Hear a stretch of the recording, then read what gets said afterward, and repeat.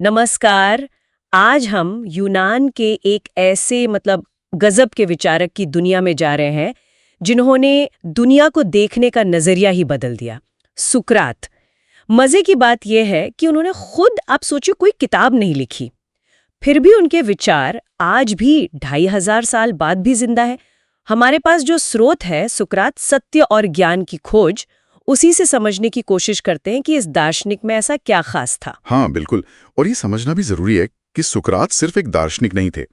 वो तो पश्चिमी दर्शन वेस्टर्न फिलॉसफी की एक तरह से बुनियाद रखने वालों में से थे।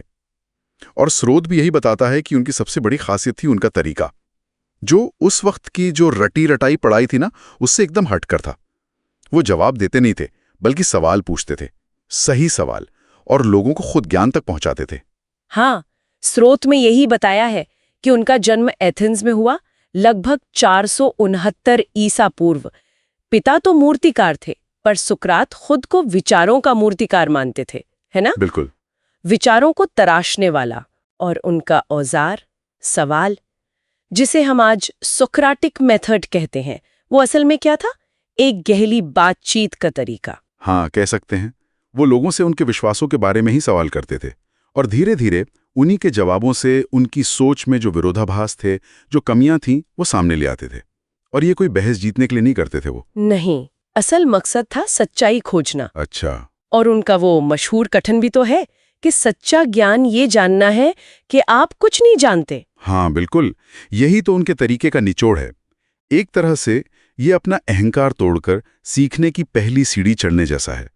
वो मानते थे कि ज्ञान कोई बाहर से थोपी जाने वाली चीज नहीं है, वो तो अंदर से निकलता है जब हम खुद से मुश्किल सवाल पूछते हैं तब।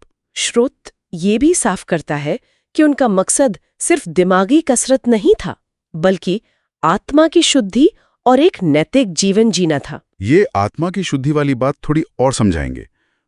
उनका मानना था कि नैतिकता सिर्फ नियम याद करने से नहीं आती। हाँ बिल्कुल, यही, बल्कि खुद की सोच और तर्क से आती है। उनका एक और बड़ा मशहूर विचार है, एक बिन परखा जीवन जीने लायक नहीं होता। इसका मतलब यही था कि भाई, बिना सोचे समझे, बिना खुद को जांचे परखे जो जिंदगी जी जा रही है, वो अधूरी है। वो लोगों को उकसाते थे अपनी धारणाओं पर, अपने मूल्यों पर सवाल उठाने के लिए। जैसे मान लीजिए कोई कहे कि न्याय तो ताकतवर का फायदा है, तो सुकरात पूछते, अच्छा ताकतवर कौन है? क्या वो हमेशा सही होता है? क्या न्याय सिर्फ ताकतवर के लिए होता है? ऐसे सवाल। तो ऐसे सवालों से वो लोगों को गहरे आत्मचिंतन की तरफ ले जाते थे। बिल्कुल। लेकिन इस तरह लगातार सवाल पूछना, खासकर सत्ता पर, परंपराओं पर, ये तो खतरनाक भी रहा होगा उनके लिए।